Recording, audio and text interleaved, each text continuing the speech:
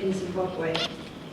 The UK recognises that the Global Fund is one of the most important and effective instruments we have globally to end the 3 diseases as epidemics. For this reason, the UK pledged 1.1 billion to the 5th replenishment, of which 200 million was designed to attract private sector funding into the fight against malaria.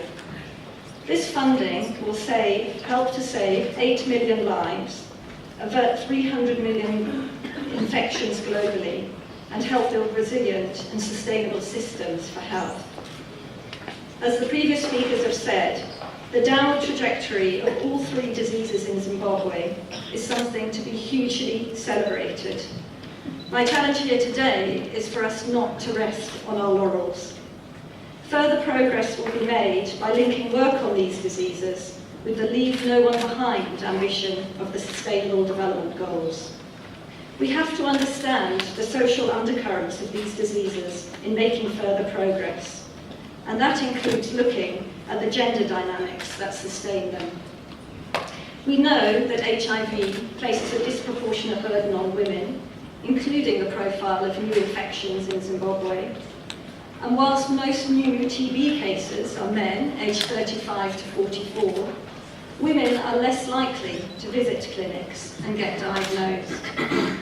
And malaria affects the immunosuppressed, young children, people with HIV, and pregnant women.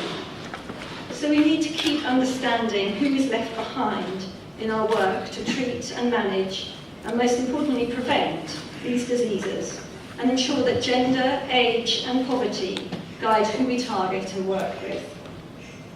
And to the Global Fund, institutions can't rest on their laurels either.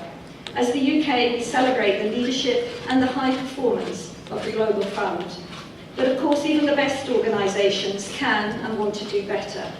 And for that reason, the UK has tied 10% of our core contribution to the Global Fund to successful delivery against a demanding performance agreement, which was designed to push an already high-performing institution to deliver even more. And that's because it's delivering for people affected by these 3 diseases. 2 of the priorities set out in the UK agreement with the Global Fund resonate strongly here in Zimbabwe. The first is on sustainable financing of the fight against the 3 diseases, requiring governments to step up and contribute even more of their own resources. We recognise the many constraints to this in countries including in the new Zimbabwe, but we also want to commend and recognise the innovative ways the government of Zimbabwe has sought to raise funds, including through the National AIDS Levy, showing the world of Zimbabwe how to increase financing for HIV. And we look forward to continue to work on domestic financing with the government of Zimbabwe. Secondly, strong health systems are crucial for sustained improvements in health.